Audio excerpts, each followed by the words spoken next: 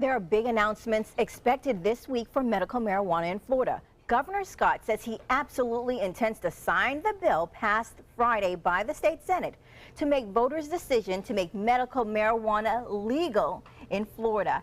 And a Suncoast medical expert is at the forefront of that movement. Dr. Jenny Wilkins from AgeVital Pharmacy has spent the last month presenting at cannabis conferences, and she's here to explain what we can expect in the state. All right, Jenny.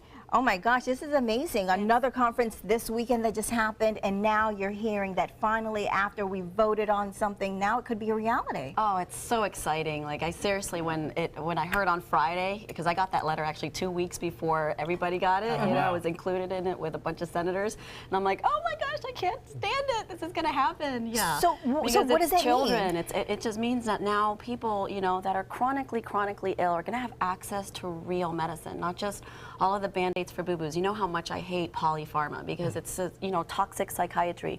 Our children are being prescribed, and even our adults are being prescribed Adderall, Ritalin, Vyvanse, Trazodone, Xanax, Prozac, Valium, all of these things that don't belong in our body, that damages the prefrontal cortex of the brain, damages the basal ganglia, induces bipolar Words disorder. that I don't know. Right, yeah. Can we dispel kind of what it isn't? So this is not giving street marijuana to kids. And that's not what you want. You don't want, you know, you're not going to give a joint to a 2-year-old. You're not going to give a joint to a horse or a cat, and you have really sick animals as well.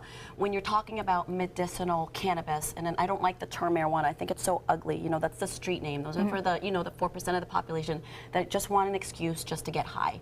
This is not a get high, you know, sing kumbaya, my lord, and then all let's just, you know, like that. It's not a hippie moment. Right, it's not a hippie moment. This is for real chronically ill people, you know, doing real delivery mechanisms, pharmaceutical grade, having pharmacists and chemists and doctors you know, are the ones that are creating the products that are involved. So it's metered dose, and then the delivery mechanisms are going to be controlled so people know exactly what they're taking, and the ratios are going to be, you know, perfect, because you can't control, you know, a joint. You don't know how many milligrams you're getting out of that and what the you know, life metabolism is going to be. So it's going to be cream forms, troche forms, capsule forms, inhaler forms, injectable forms, rectal rockets. I know how much we all love that one. I don't know that we were expecting that. All right, so tell me about Let's talk about your book. Yeah, so tell me about the book, because I understand you wrote a book about medical marijuana, or cannabis, I should say, and you've broken a lot of things down. Tell me what's in this book. I wrote this book specifically for my providers. Like, next weekend I'm speaking at the American Academy of Pain Management in Orlando, and my doctors are going nuts. I have over 4,000 pre-orders now.